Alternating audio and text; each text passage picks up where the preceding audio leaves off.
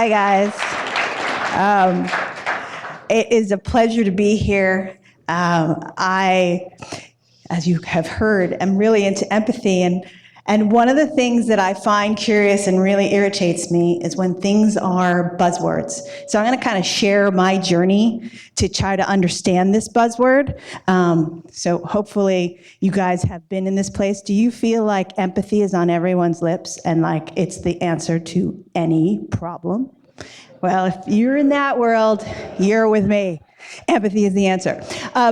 My journey began in London. I was doing a speaking engagement, and I'm sitting at a table, and I'm talking to another speaker, and she turns to me, and she's like, oh, empathy is crazy, and everyone's talking about it. And then she proceeds to tell me a story, and her story goes like this. I have a new colleague. He's relatively junior, and I'm telling you, Bern, he's absolutely awful. So now I'm enthralled, because she's got a British accent, and everything she says is clearly credible. And so I'm like, okay, here we go. And so she said, and he's so awful, Bern. And I'm like, really? Oh my goodness, he's so awful. He should be a developer. And I'm like, whoa, okay. I think some things in my gut said that was not the most empathetic response I've heard from a teammate. And what I said, and what kind of got stirred in me, is there was like two parts of it. And just a little bit of background, I'm actually from New York. I moved to LA in 2000. And if I were to give you the log line on my life, it would look like this. I'm like this street-hardened New Yorker who is struggling with her Angelino woo-woo self, right? And so the woo-woo in me was like, hey, that's not cool. You shouldn't say that about your developer. But the New Yorker in me was like, okay, lady, we're going down. We're gonna prove what this thing is or isn't. And that's what I decided to do. And so I kind of set up in my mind this battle, right? Bern's battle is like, okay, is empathy something we need to do in design? And what it came from was this understanding that despite how much I love Joey, when I walk into a boardroom, I can't lay down feelings on the table. Right? I need research nuggets. I need numbers. I need facts, dude. They're going to laugh me out of the room. So I was like, all right, I'm going to make some numbers. And so I said, well, before I have numbers, I got to spend time. I got to understand what the heck this thing is. And so I started to try and find out what these positive psychologists were doing. And this one kind of threw me because I'm searching the internet, I'm Googling it up, and I find this diagram, and essentially what these scientists were doing were showing people these distressing images, and then watching how their brain lights up. And I was like, oh, fMRI, this is kind of fancy, this is kind of cool, this is science. I can prove that something's happening biological. Checkbox number one, research nugget, right? And then Joey also told me when I put pictures of a brain in my presentation, I'm more credible. So since I can't pull off an accent, I brought the brain pictures. Right? So then as I'm on my journey, I'm like, okay, great. Okay, I know it's got biology. I'm good. The next question is, well, do people agree on what it is? And lucky for me, at the time I started my journey, Indy Young, who is an incredible leader in the community, founder of Adaptive Path, put this book out. And if you guys have an interest in empathy, and even if you don't, Indy just brings such methodology and fantasticness to research and the way we learn and empathize with others. Incredible book. And her Mental Bottles book is also fantastic. But anyway, what Indy kind of spoke to is that there isn't agreement in the community about what empathy is. Like, Joey shared with us about mirroring, right? But part of the reason there's this confusion amongst us in the, regular world is that there are all these kind of classifications of how you can experience empathy. So we talked about mirroring, right? But then that kind of wincing, like imagine you see somebody cutting themselves, and you, right? That kind of moment, that kind of personal distress. So when I say empathy, and I'm like, oh, it's that connected moment, or Joey says it's the mirroring baby moment, we're not all seeing the same thing, and we're drawing on different experiences. So what's interesting with where Indy kind of nets out is she said, well, the two kind of important ones are emotional empathy and cognitive empathy. And that's what people tend to hone in on when they talk about walking in the shoes of another person. And what she said is that emotional empathy is something we can all connect into, right? Which is this idea that somebody is having an emotional response, and it leaps from me to you, right? So I'm really happy because I got the job, or the Cubs won. Yeah, I don't do sports. But, I think the core thing is that it's like lightning. It's not replicable, right? So it doesn't have method, right? You can experience, if your friend is in a really incredible situation that's super difficult, she finds out something really upsetting about her medical life. Maybe, I was afraid I was going to fall into this pit. But what's interesting about that thing is, like I said, it's not replicable. But cognitive empathy, that understanding of someone's intent and purpose, is something we can do, right? So if you talk about probing what's happening for a person, doing the user research, listening to them, that's something you can apply method to. You can apply process. So, Joey talked a little bit about the fact that, folks are quite often getting into this idea of, where am I on this continuum? What I like to think about is that this range of feelings that a person can go through, like empathy, is in the kind of middle to higher part of my little spectrum. Apathy, I have no care for you. I have no feelings for you. Sympathy, I'm not feeling with you. I'm kind of feeling at you. Right? So I have pity for you. It's a separating activity. Like if somebody is sympathetic to you, sometimes you're like, yeah, thanks, right? Versus when somebody is in empathy with you, you feel connected, you feel related. Now, empathy itself can be overwhelming, because if somebody's having a huge emotion and you are engaging with them, it can be hard to sit with. And I kind of put compassion on the highest plateau, because that ability to sit with someone when they are in an incredible emotional state, I think it's one of the greatest honors we can have as we go forward. So if you're interested, I'm not going to play out the video because of time factors. This is supposed to be lightning, so I should be fast. But if you love fun illustrations and you would like to know more about the work of Brene Brown. Have people heard of Brene Brown? Okay, so have you guys seen this video? It is so good. And if you have somebody who's just on their journey, I love to watch this one. So it's a good one. And we'll put up all the slides and stuff so that you guys can get the resources. But I like her work because she's daring us as leaders to go someplace we don't really often go. So back to my journey, I needed nuggets. So what did I find? I had some science, I had some brain pictures, I had some biology, I had some definitions, life was looking pretty good. I needed numbers. And lo and behold, scientists, those crazy people that they are, figured out a way to measure empathy. And everybody and his mother had a different empathy quotient. And the one that we set out on when we were doing our survey was done by Dr. Simon Baron-Cohen. Yes, he is Sacha Baron Cohen's cousin. I'm not making that up. That's true. Seriously. So anyway, he does a lot of research into autism, and he talks about the spectrum of mental disorders. But one of the things that he did is he created this quotient where you could set out a series of questions, and it would give you a score. And it would say your empathy is below average, on par with other people's, higher, or what have you. So I decided this is perfect. I am going to field a study to all the people who make stuff, who make products, who create programs and services. And so we fielded this study to 550 some odd people, and we broke them into people who did UX, people who did design, people who were developers, because I needed to answer the question of my friend, well, are UXers and designers more empathetic than anybody else? And what I found was no. And I was like, woo, no, I've proved my point. I'm done, right? But what it really said to me was there was a bigger problem, right? If you look at this distribution, it had nothing to do with your role. And I was like, well, that's great, but I don't know what makes you more empathetic.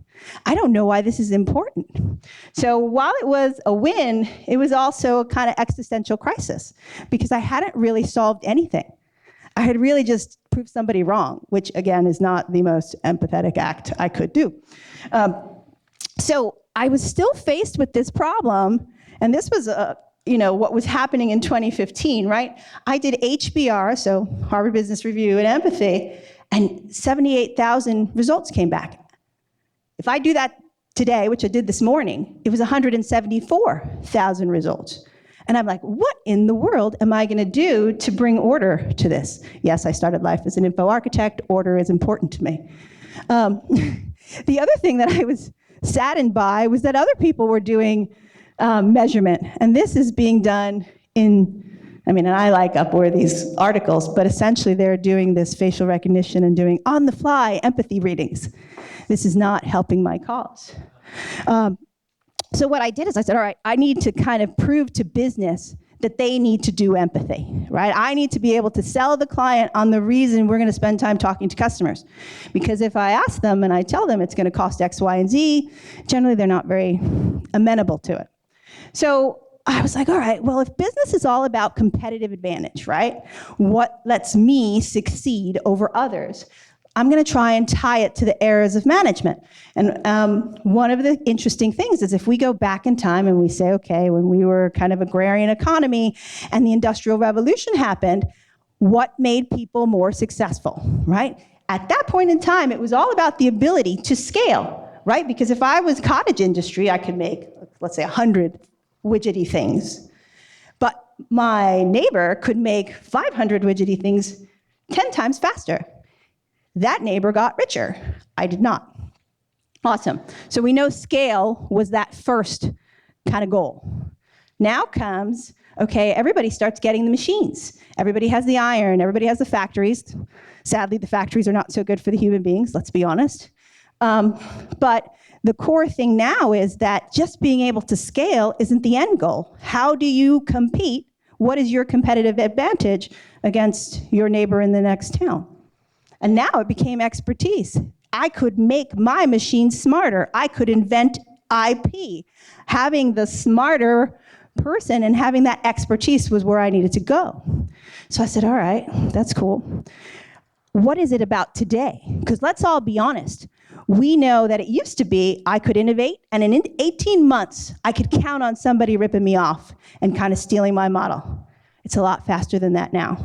So what keeps customers and lets you compete is relationship, right? Because it's not about making the fabulous phone, because somebody's gonna make something that looks pretty damn close to it in a minute, right? But it's that thing that you get, that feeling, that relationship with that company that makes you stay, that makes you repeat and buy, that makes you put up with something a little stupid for a little while, okay? So if we talk about empathy mattering, I was like, all right, I got some nuggets. I know that I have some history. I have not used the word feelings once. Fantastic, okay. Let's talk about how I apply empathy in what I do. So I believe that empathy matters in each one of these moments. And we'll kind of talk about the life at the end of it. But you know, when you talk about creating a product that works, we've all experienced this moment of creation, right? We're designers, and I'm a little biased. I believe what we do is inherently heroic. I think one should, if it's your job. But think about it. You go out, or your colleagues go out, and you are putting ideas into the world, proving them, and opening yourself up to criticism. It's a heroic act. Living is a heroic act, actually. But when you think about how you start your process, right? We all have this one, right? We're gonna go from trying to figure out the ideas, the design, the delivery, right? We always get really fixated on this solutions moment. We spend a lot of time in there. It's not working. Should that feature be in? Is it great? We're gonna fix it. Let's test it. But in reality, if we don't spend time over here kind of thinking about that customer's real needs, what happens is we have no well to draw ideas from, right? So I'll give you an example. The guys from Airbnb, the founder, right, if they had said, I'm going to concentrate on the idea of how people can get hotel rooms, there were lots of people doing it, right? You could have looked at Hotel.com and Travelocity. What they recognized, and even when their business was failing, what they continued to do is they said, there's something magical about this need to have a better experience and to connect with individuals in my home. They understood that need, and that made a difference in the product choices they made and the way they chose to continue with their business, all right? Now, one of the things, and I love this book by John Kolko, he has a lot of examples from business about choices that people were making, and if you really get to that deeper level, you're gonna be able to innovate. You're gonna understand more and not just rely on, you know, kind of doing what the competition is doing. And those seeds and those sparks are kind of evergreen. Because let's be honest, when you are making choices and spending time with customers, you may not immediately apply it, But when it's time to go, I see something that might be helpful, or that idea hits you in the shower, it's because you spent that time with that customer to understand that basic core want. So there are a lot of ways to develop empathy, and that's another talk. We can talk about how you do perspective taking. But one of the things I wanted to tackle is I wanted to move away from my nugget pursuit, because I had basically become just like everybody else in business, and I was like, I am not going to deal with emotion. I will have science to solve my problem, right? Because science trumps emotion. And so after reading Indy's book, I said, you know what, I'm going to take this leap. How many of you guys do user research and you kind of create your questionnaire and you go out there and you go, woo, good times. All right, I see. Okay, good. You make me all very proud. But one of the things that can be argued is in generating that interview guide, I'm already creating a subset of information and a path of inquiry, right? So if I create 7 questions, we're going to go and I shoot them at you. Go, Arturo, tell me about how you use it. Show me, open that browser. Show me, right? I have created a conversation that is already scaled and constrained. And so what Indy Young says is, I want you to go out and do empathetic listening. And I'm like, okay. And then she says, I want you to leave your questionnaire at home. Ooh, yeah. I was like, what? I get paid to produce thick documents with quotes in them. I am an agency, my friend. I cannot leave the questionnaire home. Are you crazy? And I said, all right. But my woo-woo side was like, okay, Bern, you gotta trust. You're gonna do this. So I did it. So I had a new client. They were a nonprofit organization dedicated to bringing information to people with breast cancer. And they had an event that they do every year to raise money called Yoga on the Steps, okay? And it's based in Philly, so when you say the steps, you're talking about, the Rocky Steps. And I'm like, all right, I have to help them come up with a new name. I've got to kind of understand these guys, so I'm going to do empathetic listening sessions. So these people opened up to me a variety of individuals, people who are personing the phones, right? The folks who talk to you when you get diagnosed with breast cancer. The individuals who had become team captains, who did this running of fundraising. And so as I met with this one person, I'm going to tell you a story about this one lady who really moved me. And essentially, I was asking her about her experience. So she was in her 30s, she was a physician, and she started telling me about the day she got diagnosed. And one of the things she said was that, she was worried about her kids. She was 30. Who's going to raise my babies, was her thought. She then continued to tell me the story about, it didn't make any sense. I've always been healthy. I can't find any information on the web, and I'm a physician. I know how to read this stuff, right? Now, there was no question that I could have asked that would have got me there. So I continued to follow her and let her take the lead of where we were going. And then she told me about the day when she finished chemo and she rung the bell. Again, something I wouldn't know to ask because I didn't understand that situation. Long and short of it, I was honored that this lady would tell me all of this. And I kept having these conversations. And we could argue that breast cancer as a disease is going to bring you to a deeper place, right? It's not a place for trivialities. But what I learned in doing that conversation is that I could generate something more authentic by listening to her. Yes, I had a structure in my mind if things went egg-shaped, where I probably could have pulled some questions out.